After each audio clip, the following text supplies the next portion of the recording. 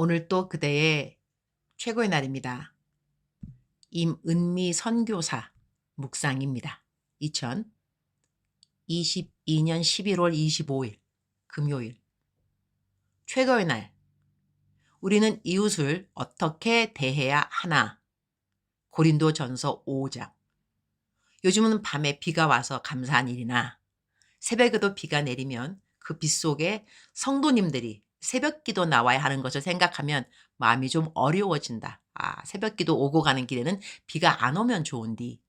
어제는 마침 새벽에 비가 안 내려서 다행이다 싶은 마음으로 교회를 갔는데, 교회는 이전에 우리가 10일 특세 시작하고 난 다음부터 성도님들이 계속해서 7, 800명이 새벽에 나오고 있는 것 같다. 내가 들어가 앉을 자리가 없을 정도이니 말이다. 나는 일단 새벽 기도 가서 성도님들이 기도하는 소리 들으며 성전이 꽉 찬 것을 보면 집으로 돌아온다. 나는 집에서 기도해도 되니까 말이다. 그러나 그들이 새벽 기도에 내가 다녀간다는 것이 본보기가 되는데 필요하다고 생각해서 나는 꼭 새벽 기도 시간에 교회는 간다. 어제도 성전에 성도님들로 꽉 찬 모습을 보면서 그냥 울컥했다.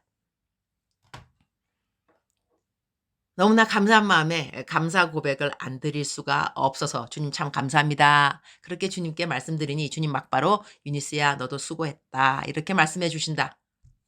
그러니 또 울컥 저 한 거 아무것도 없는데요. 그래서 더더욱 감사하기만 하네요. 그랬더니 주님 주시는 말씀, 왜 너가 한 게 없어? 너 내 곁에 있었잖니. 일은 모두 내가 한 게 맞지만 너는 내 곁에 있으라 할 때 있어 주었으니 내가 그것을 동력으로 여겨준다는 것이지. 그래서 내가 너에게 수고했다고 말하는 거야. 수고했다 우리 유니스. 어제는 새벽부터 주님이 내게 과분하신 위로와 격려를 주셔서 감사. 아침에 누가 나를 찾아와서 아래층으로 내려가 보니 샤드락이 나를 찾아왔다. 샤드락은 우리 교회 성도님인데 3일 전인가 아내가 수술을 해야 한다고 수술비를 좀 부탁한 성도였다. 아이가 셋인데 아내가 다리가 아프니 아무것도 못해서 아이 셋도 자신이 돌보고 있다고 한다. 아내가 다리를 수술해야 하는데 수술비가 7만 실링이라고 한다. 약 75만 원 가량이다. 케냐 현지인에게 이 돈은 엄청 큰 돈이다. 사정 이야기를 들어보니 너무 딱해서리 수술비를 건네주면서 함께 기도를 했다. 수술하는 의사가 수술 잘하게 해달라고 기도하면서 함께 울었다. 그런 지가 3일인가 된 것 같은데 어제 아침에 샤드락이 찾아온 것이다. 봉투 하나를 갖고 왔다.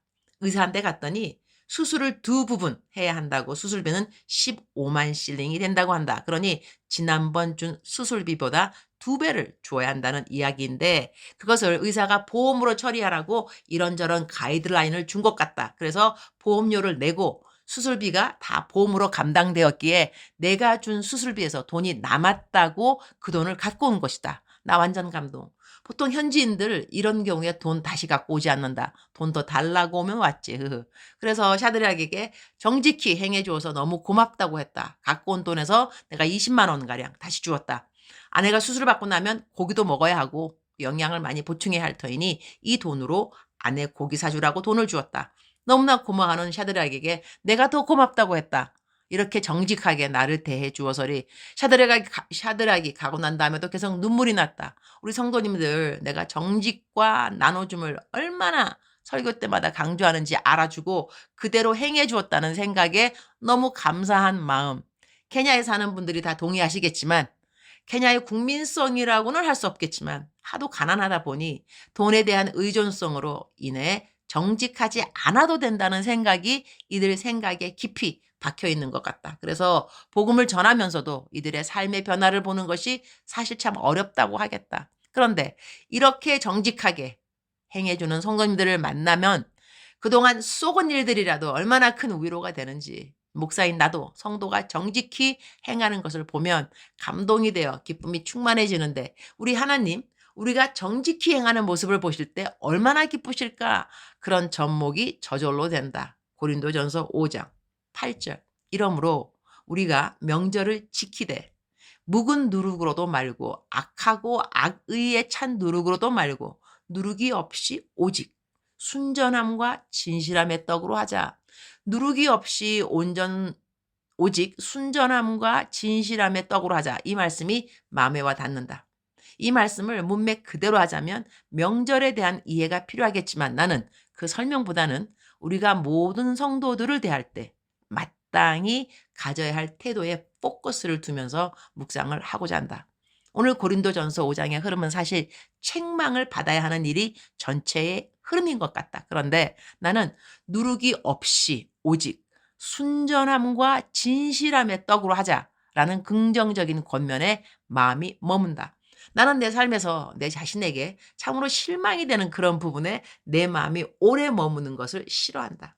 나에 대한 칭찬도 나에 대한 실망도 다 이거 내가 중심이라는 것이다. 내가 다른 이들로부터 칭찬받을 때는 내가 포커스가 아니고 그렇게 칭찬받게 해주신 하나님께 포커스를 두고 싶다.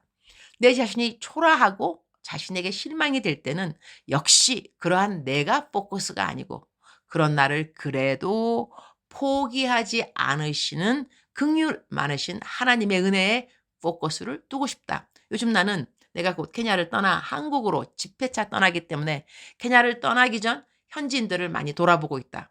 우리는 집이 크고 집안에 놀이터랑 교육관이 있고 텃밭도 있는지라 이곳에서 일하는 사람들이 2사람이나 따로 있다. 안전을 위해 개도 5마리가 있으니 개를 따로 책임져야 하는 사람이 있어야 하기 때문이다. 경비원을 우리는 따로 두지 않고 5마리의 개들이 밤에 우리 집을 지켜준다. 어제는 집에서 그렇게 모든 마당 관리와 동물들 관리와 텃밭 관리하는 2사람을 불러서 성탄 선물 상품권 따로 챙겨주고 일 열심히 해준 것 감사하다고 감사 인사말을 전했다. 그때 2사람이 나에게 해준 말이 있다. 여러 보스들을 만나보지만 선교사님 참 특별하다고 한다.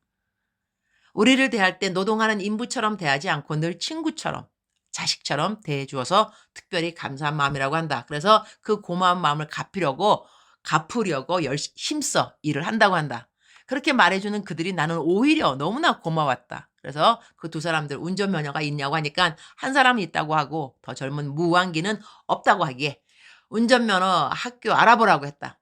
젊었을 때 기술 한 개라도 더 익혀놓으면 좋으니까 말이다. 그들을 위한 축복기도 해주고 그들을 돌려보내고 난 후 오늘 묵상할 고린도전서 5장 말씀을 읽으니 오직 순전함과 진실함의 떡으로 하자라는 말씀이 마음에 와 닿았다. 우리 한 사람 한 사람이 교회라고 한다. 그러니 한 사람 한 사람 대할 때 태도는 참으로 중요하다고 하겠다. 이들을 대할 때 나의 태도에 순전함과 진실함이 있었음을 감사드린다. 성경을 읽으면서 내가 잘못한 것에 대한 꾸짖음에 대한 말씀들도 감사하지만 긍정적인 말씀을 대하면서 내가 이렇게 살 수 있도록 주님이 도와주셨구나. 이렇게 여겨지는 말씀들은 마음을 참 따스하게 해준다고 하겠다. 내가 이들에게 준 것은 내가 바깥 사역 없을 때 점심을 만들어 준 것. 만날 때마다 밝게 웃어준 것. 가끔 가족들 요즘 어떻게 지내냐고 물어보는 것이고 그리고 이러한 말을 떠나서 이들을 대하는 나의 태도는 단 한 번도 이들이 나보다 못하다라는 생각을 한 적이 없는 것 같다. 그래서 늘 공손하게 친절하게 집에서 일하는 인부들을 대할 수 있었던 것 같다. 우리 한국말에도 사람 위에 사람 없고 사람 아래 사람 없다는 말이 있는 것으로 기억한다. 주님 오늘 또 최고의 날입니다. 모든 사람들을 대할 때 오직 순전함과 진실함의 떡을 떼는 마음으로 대할 수 있도록 도와주옵소서. 오늘은 샘 스텝들과 오는 1월에 있을 21일간 대학생 리더들 제자 훈련을 할 우리 수양회관에 마지막으로 준비되어야 할 모든 사항들을 점검하러 갑니다.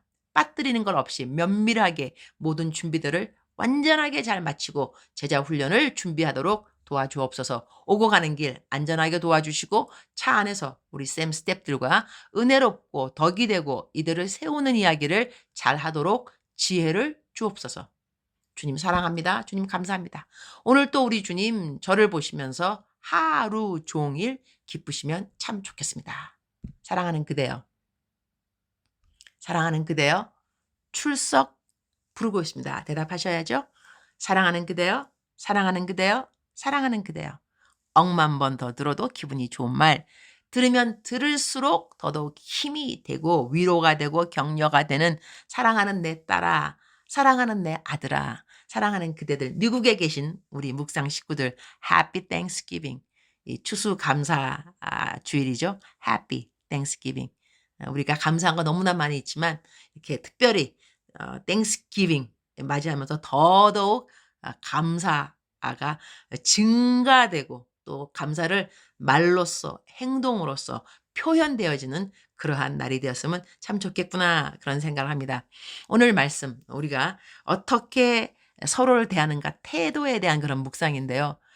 일단 하나님 믿는 저희들은 하나님께서 이 땅에 예수님 인간의 옷을 입고 내려오셨잖아요. 너무나 겸손한 모습이신 거죠.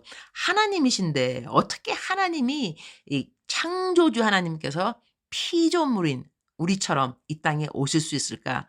너무나 감사한 일이고 너무나 겸허한 일이 아닐 수 없습니다. 그렇다면 우리들에게 하나님의 자녀된 DNA가 있다면 겸손은 꼭 있어야 하는 항목이라고 생각되어집니다. 사랑하는 그대요.